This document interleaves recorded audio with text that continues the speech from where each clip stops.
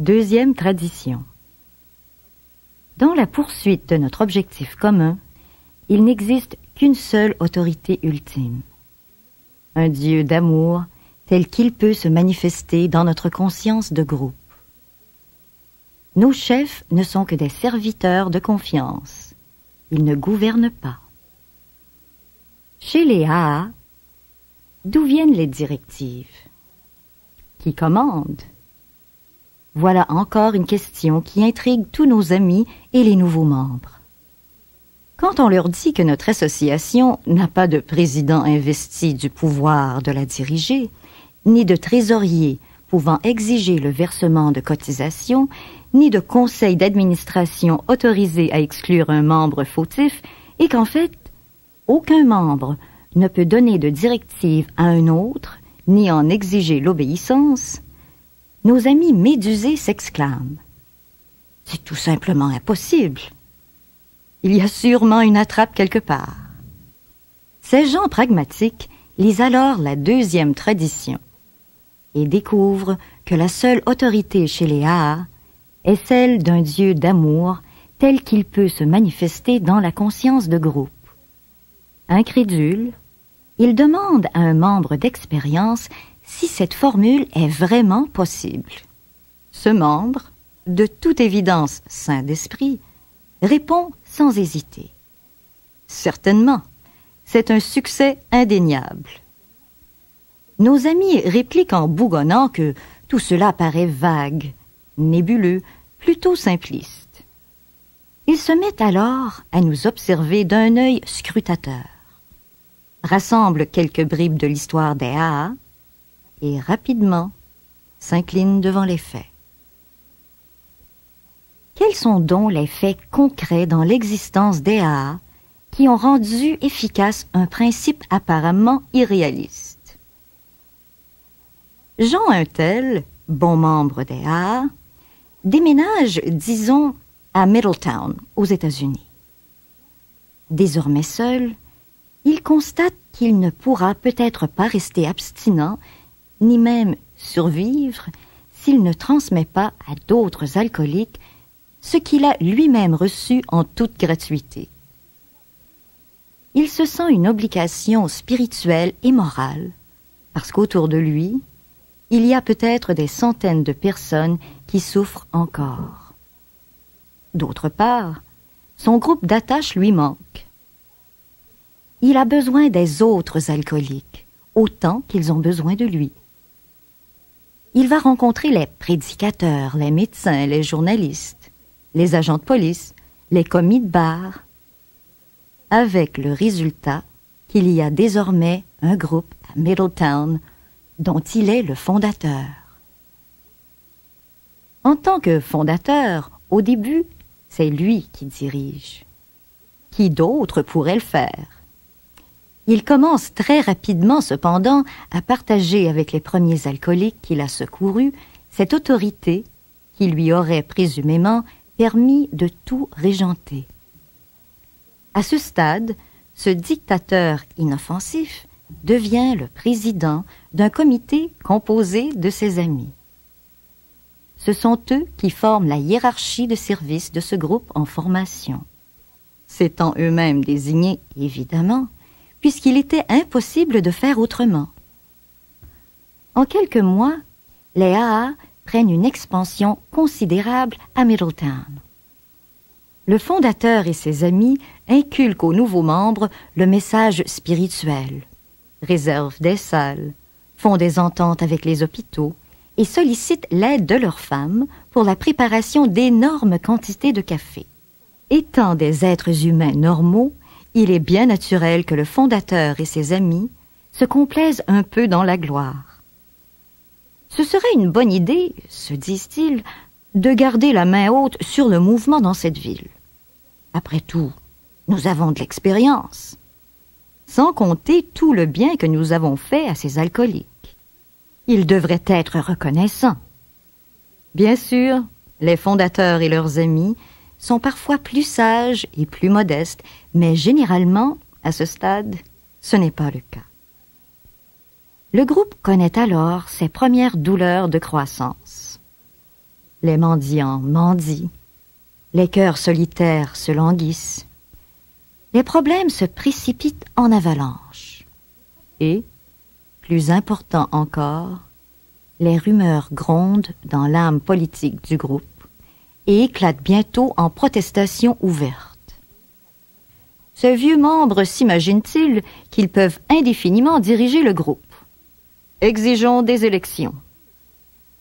Pour le fondateur et ses amis, c'est la déception et le dépit. Ils tentent d'étouffer les crises l'une après l'autre et plaident leur cause auprès de chacun des membres. Trop tard. La révolution est amorcée. La conscience du groupe est en voie de prendre la relève. Puis viennent les élections. Si le fondateur et ses amis ont bien servi le groupe, ils peuvent, à leur grande surprise, être réinstallés dans leurs fonctions pour un temps. Mais s'ils ont opposé une résistance acharnée à la montée démocratique, il se peut qu'on les limoge tout simplement.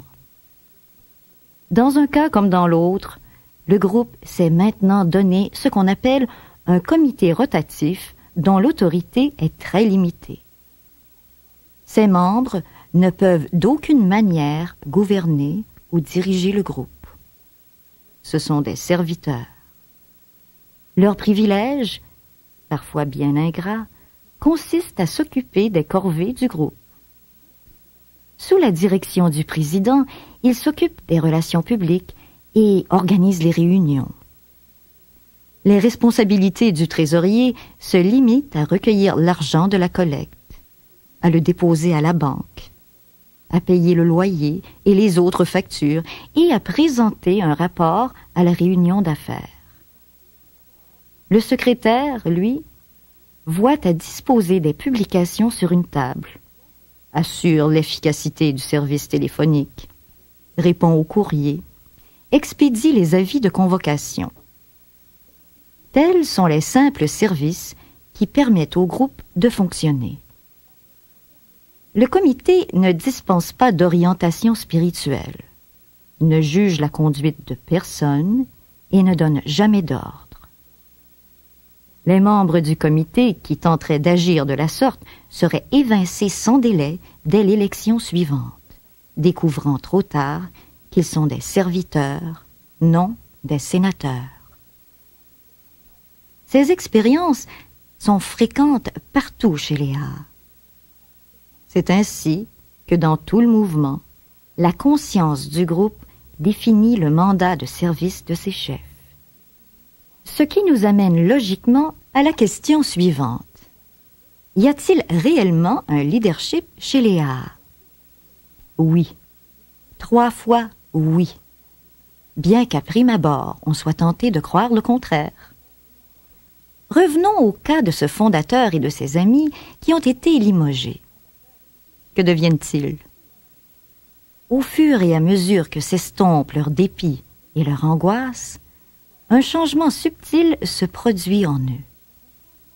En fin de compte, ils se répartissent en 2 camps qu'on pourrait désigner ainsi: les vieux sages et les aspirants frustrés. Les premiers reconnaissent la sagesse de la décision du groupe, ne gardent aucun ressentiment d'avoir été limogés, ont un jugement sûr, fortifié par une expérience considérable, et consentent à rester calmement dans les coulisses en attendant patiemment la suite des événements. L'aspirant frustré, lui, est parfaitement convaincu que le groupe ne peut fonctionner sans lui, multiplie les intrigues pour regagner son poste et continue d'être dévoré d'apitoiement. Quelques-uns sont à ce point rongés par la frustration qu'ils se détachent entièrement de l'esprit et des principes des Haas et retournent boire. À certains moments, ils sont légion dans le mouvement. Jusqu'à un certain point, presque tous les vieux membres ont fait ce cheminement. Heureusement, la plupart en ressortent grandis et se transforment peu à peu en vieux sages. Ils deviennent alors les leaders authentiques et permanents des AA. Lorsqu'il y a crise, c'est auprès d'eux qu'on trouve les opinions modérées, les connaissances éprouvées et la sagesse sans prétention de l'expérience. C'est vers eux qu'on se tourne pour résoudre les conflits douloureux. Ils deviennent la voix de la conscience de groupe. En fait, la véritable voix des alcooliques anonymes, c'est eux. Ils n'ont aucun mandat. Ils entraînent par leur exemple. Telle est l'expérience qui nous a amenés à la conclusion que notre conscience de groupe, bien éclairée par les anciens, se révélera plus sage, à longue échéance, que celle de tout meneur individuel. Notre mouvement avait à peine 3 ans lorsqu'un événement particulier nous apporta la démonstration de ce principe. Un des premiers membres des AA fut obligé, à l'encontre de ses désirs personnels, de se conformer à l'opinion du groupe. Voici comment il raconte lui-même cette histoire. Un jour, je faisais du travail de 12e étape dans un hôpital de New York. Charlie, le directeur, me fit venir à son bureau. « Bill, me dit-il, je trouve honteux que tu sois si peu à l'aise financièrement. Partout autour de toi, des ivrognes se rétablissent et gagnent bien leur vie. Toi, tu donnes tout ton temps pour les alcooliques et tu n'as pas le sou. Ce n'est pas juste. » Charlie fouilla dans un tiroir et en sortit de vieux états financiers. « Voici, continua-t-il en me l'étendant, le genre de profit que réalisait cet hôpital autour des années 20. Des milliers de dollars par mois. Nous devrions faire aussi bien aujourd'hui, et le pourrions si seulement tu voulais m'aider.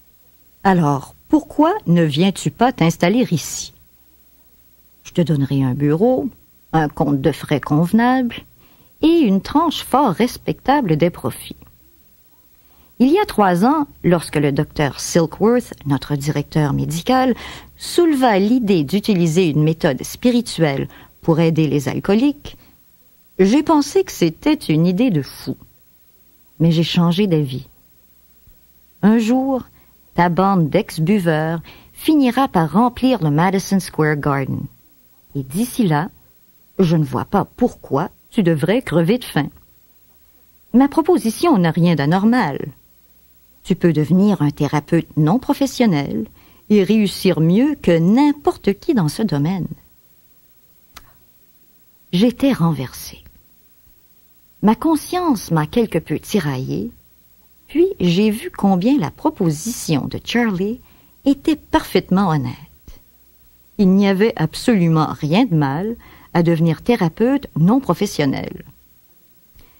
J'ai pensé à Lois qui, tous les jours, rentrait épuisée de son travail au magasin à rayons, pour en plus avoir à cuisiner pour une maisonnée d'ivrognes incapable de payer une pension. J'ai pensé à la somme considérable que je devais encore à mes créanciers de Wall Street. J'ai pensé à quelques-uns de mes amis alcooliques qui gagnaient plus d'argent que jamais. Pourquoi ne serais-je pas aussi à l'aise qu'eux? Bien que j'aie demandé à Charlie un certain temps de réflexion, ma décision était à peu près prise. Rentrant en toute hâte à Brooklyn par le métro, j'ai eu ce qui m'a semblé un éclair d'inspiration divine. Rien qu'une petite phrase de la Bible, mais combien convaincante. Une voix ne cessait de me répéter « Tout travailleur mérite salaire ». À la maison, j'ai trouvé Lois, cuisinant comme d'habitude, sous le regard affamé de 3 alcooliques postés à l'entrée de la cuisine. Je l'amenai un peu à l'écart et lui annonçai la merveilleuse nouvelle.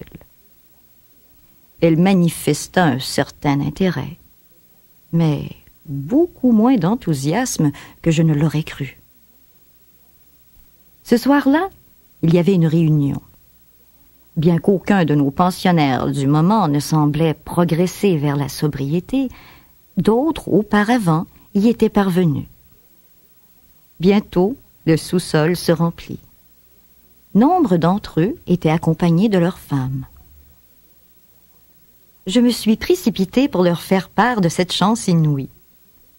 Je ne pourrai jamais oublier leurs expressions figées et tous ces yeux fixés sur moi. C'est avec un enthousiasme refroidi que j'arrivai péniblement au bout de mon récit. Il s'ensuivit un long silence. Un de mes amis commença presque timidement à parler. « Bill, nous connaissons ta situation difficile. Nous en sommes tous très contrariés. Nous nous sommes souvent demandé comment nous pourrions y remédier. Mais je crois bien traduire le sentiment de tous ceux qui sont ici en disant que la solution que tu proposes nous contrarie bien davantage. » Il poursuivit d'une voix plus assurée. « Réalises-tu que tu ne pourras jamais faire une profession de ce travail? Malgré toute la générosité que Charlie nous a manifestée, ne vois-tu pas que nous ne pouvons faire dépendre notre mouvement de son hôpital ou de n'importe quel autre? Tu nous affirmes que la proposition de Charlie est honnête. Nous en convenons. Mais ce que nous avons est trop précieux pour se satisfaire uniquement de critères de moralité. Il faut plus que ça. Bien sûr, l'idée de Charlie est bonne, mais pas encore assez. C'est une question de vie ou de mort, Bill.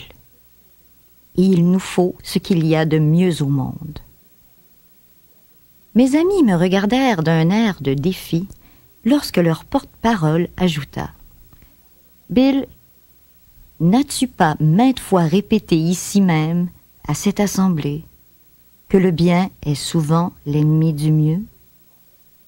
Eh bien, en voici un exemple frappant. Tu ne peux nous faire un coup semblable. » Ainsi s'exprimait la conscience de groupe. Le groupe avait raison et j'avais tort. La voix dans le métro n'était pas celle de Dieu. C'est ici qu'elle s'exprimait vraiment, dans ce cri du cœur de mes amis. J'ai écouté et Dieu merci, j'ai obéi.